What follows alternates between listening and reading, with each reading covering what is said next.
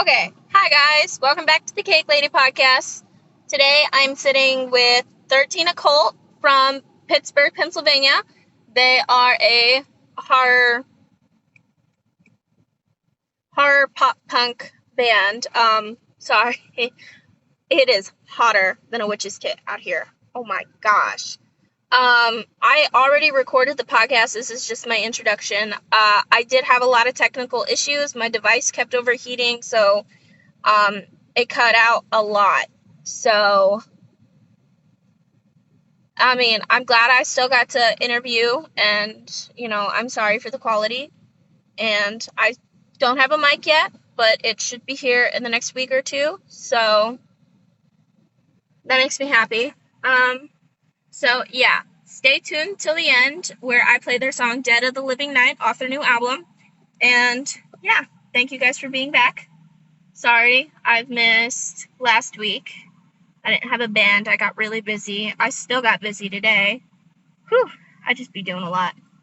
All right, so here is my interview with 13occult, and it's kind of like started in the middle, so I'm sorry. Viewing our album. Yeah, I'm going to really post the review later today for that. Well, honestly, and that's so fast. I know I just talked to you about it, but I really do appreciate it. We had a great time recording it, which we did it right here. Woo. And an awesome friend of mine who knows way more about producing than me helped and turned it into something a lot better than I could do on my own. So I'm so excited for it. That's good. Yeah.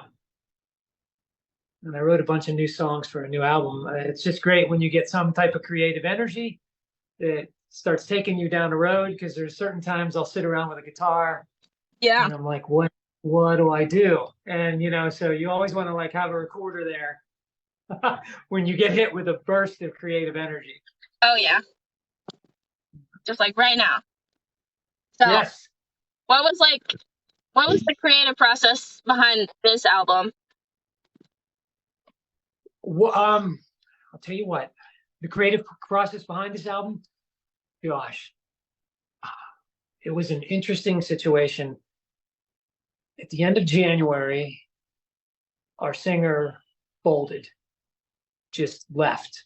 Oh. So my brother and I had about 10 or 12 shows scheduled, and we were looking at each other like, what are we going to do?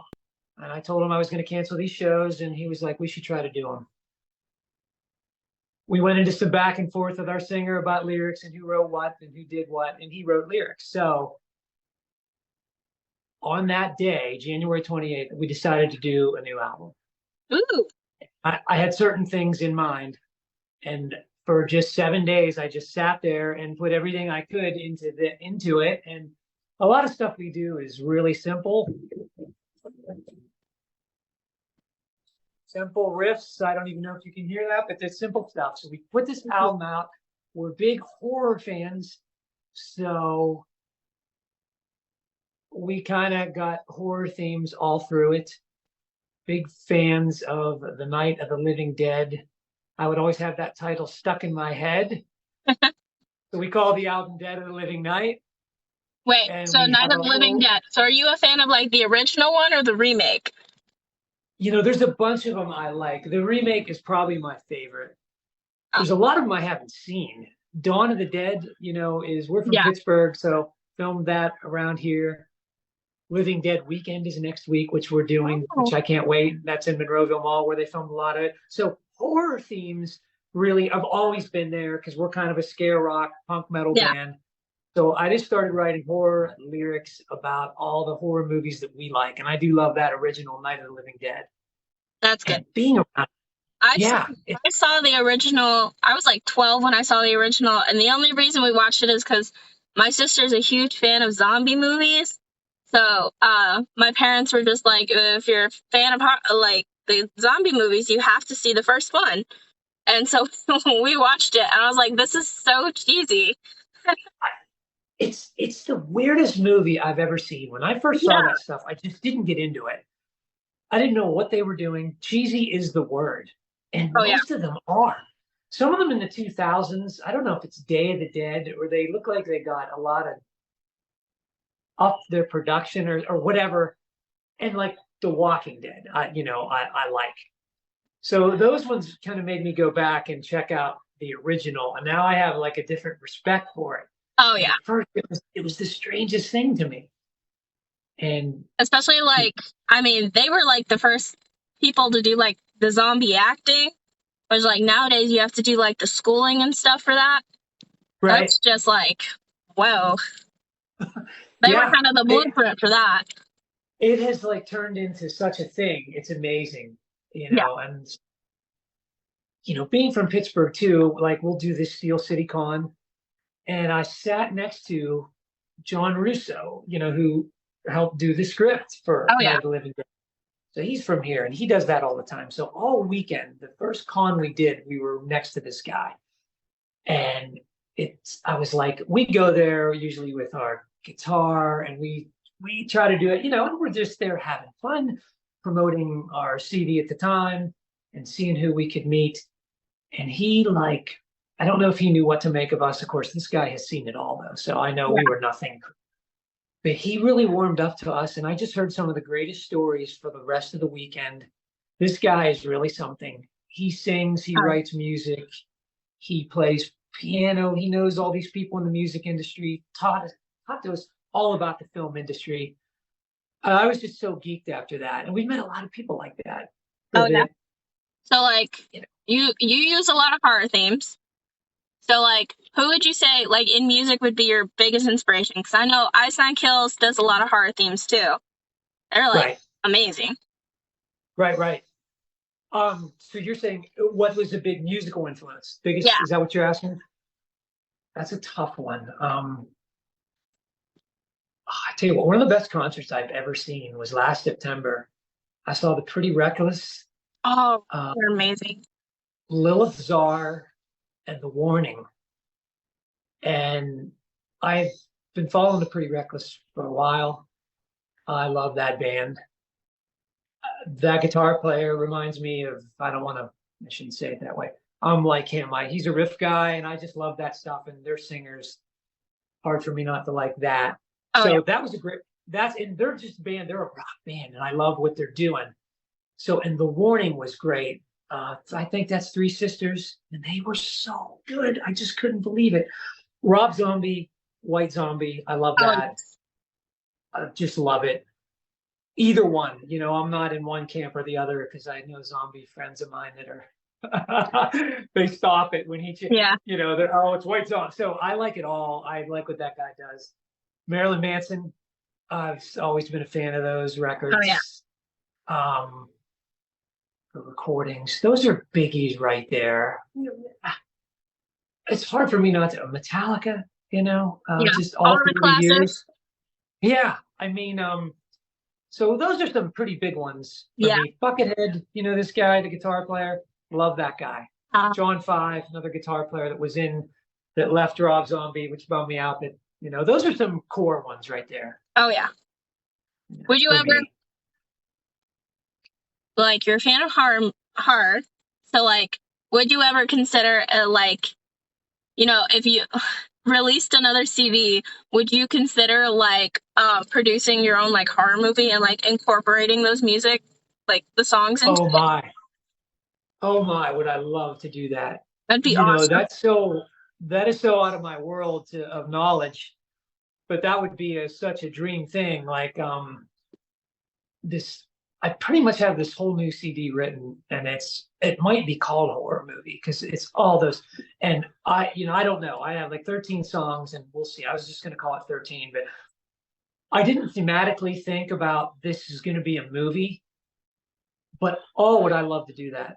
There's certain movies too that I like that maybe the plot isn't even killer, but if it has great cinematography and a good soundtrack, killer songs, you can watch it. So. I would just love to do that if I could collaborate. Because like I know a couple artists that I follow that I love. They've done that before. Like Ice and Kills, music videos are always like a movie. Yeah. And like Melanie Martinez, when she did K through 12, she produced like a whole movie with the music in it, which was wild watching. Yeah. It'd be like it's a really cool thing when people incorporate their music into like other ventures. I think it is the coolest thing. Ice Nine is great too. I've seen their videos, like all the imagery. Yeah, and I just think that's such a big thing now. I just think there has to be something visual. I definitely feel that way for what we do because I'm not that kind of singer. You know, I feel all that imagery has to be there with it. It just doesn't seem like these standalone audio things to me. It just it adds more like I feel like it adds more to the song, especially like when it's like a music video or something and like you're watching it, like sometimes the song's meaning gets lost when you listen to it just like with the audio and then you watch the video and you're like, oh. Right. And I think that I know some hardcore musicians that, and everyone's in a different camp, but that's how I view it. I just think it's such a visual thing. Like usually music, just your whole life you're doing. I can remember songs playing when I was like digging a ditch for my dad in our front yard because we had this, and like you put on music all the time. It just is like a soundtrack for whatever. So I think, we went to see the Boogeyman last night. Good score in that. I thought, we had this little gig at a park, and then I was right next to a theater. We went and saw that, and I would just love to. I would love to get a movie and incorporate these tunes because that is how I think of them. Yeah. So we'll see. So before I forget to ask, where did the name 13occult come from? I think I think it was in 2018 or something, I had gone to see Wednesday 13. Yeah. And I got home and I was like, man, I need to start a horror rock band and they have the name I want to use. What do I do? So I just started Googling all this Wednesday and 13. These different things were coming up. Cult 13, 13 of the occult, 1-3 occult. And, our old singer came into rehearsal one time and he had a name 13 o'clock, and he was messing around with the names cult and 13 and so I guess it just came about that way. Yeah. Because those two things just kind of fit what I think of and just what you're talking about. Yeah, just like a lot of trial and error. Yes, for sure. So I was surprised because it's kind of when we started using that name, I saw it out there a good bit. So I thought we probably can't use that. And when we looked it up, there was no band using it. I saw some blogs with it and stuff like that, a couple online platforms, but nobody had it. Hello? Hello. Can you hear me? Barely. It's like you're on the other side of the world. Yeah, sorry. It's like 90 degrees. My phone decided to overheat. Okay. Yeah. You're hearing both ways now? Yeah, I can hear you. Okay. Okay. All right. Technical issues. Sorry. Nope, technology. What can you say?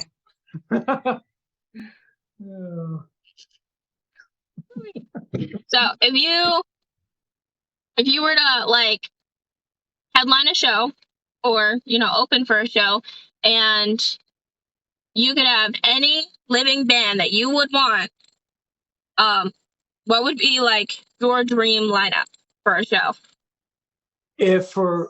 For us to open, who would we want to open for? Is that or headline?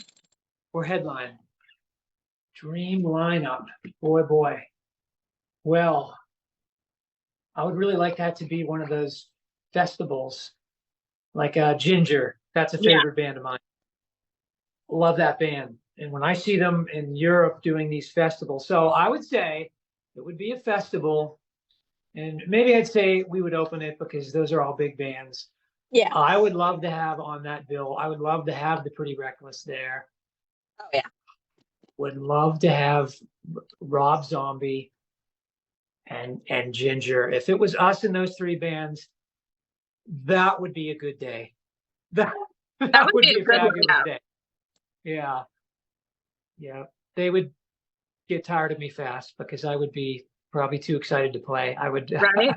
but Just like I would probably fangirling out. be what I would have to calm down to play that show because that would just be but yeah, that would be it. If we could set that up, that'd be good. That'd be awesome. So, I'll work on it. Yeah. So you said you have like all the songs ready basically for the next album. I am pretty ready for it. I've got 13. I want to keep hearing them because when you're recording them, you hear it a certain way. Yeah, it always sounds. Yeah, you need to like step back outside of your whatever mode, writing mode, and listen to it. But yeah, I think I'm like ready. What would you say would be like, the meaning behind the next album? Okay, well, let's see. There's a song in there, Punk Serial, that is a little bit about serial killers and how they are, I don't know if glorified is the word, but it's great press. Yeah. So that song deals with that. So some of the horror themes in there, talk a few of these songs about things like that, how we profit off of sometimes. Those are some people's tragedies. And I've always been interested in true crime and I read a lot on it, so I do it. Yeah. So that is kind of a theme that I'm seeing as I go through these tunes that we have. So it's definitely going to be horror themes, and it's going to have some reality true crime stuff. And why are we so fascinated with all that? Yeah.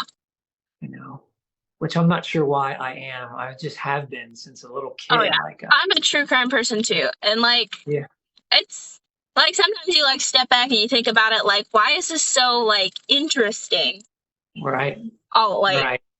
Because like when I was growing up, I hated like Law and Order and stuff and all of that. And then I got to a certain age and then I was like, man, these are just amazing. Yeah. Like a brain switch. Right. Yeah. Somehow I don't know what show it was. It just started coming up on one of my feeds. I want to say Cold Case, but I don't think that's what it was. But they were constantly talking about true crime, and I got fascinated how they were catching these people. And sometimes it would take years. So that sucked me in, and yeah, it just is fascinating. I've read like so many true crime books and more than, I don't know. I care to. It just like sucks you in. I'm sorry. What? It just like sucks you in. It does. It really does. Yeah. And it just My device is about to overheat again because it's being rude. So I might have to cut us short again. Hey. Thank you for being on today. Oh, Ma, thank you. I will be putting. See, now my brain's overheating. Dead of the Living Night, right? Dead of the Living Night is our album. Yeah, that's our. We'll be putting that at the end of this. Okay. Thank you. You're welcome. Thanks for everything. I really appreciate it. Thank you for being on today. Oh, thanks for having me. I'll be seeing you online. I read your stuff. Oh, so that's good. Fun stuff. Yeah. So. Yeah, and I will be in Pennsylvania in July, so. Okay. Yeah. Well, we'll try to get you. Maybe if we could get a show or something. And yeah, that'd be great. All right, that was 13occult. And here is their new song, Dead of the Living Night. Not new song.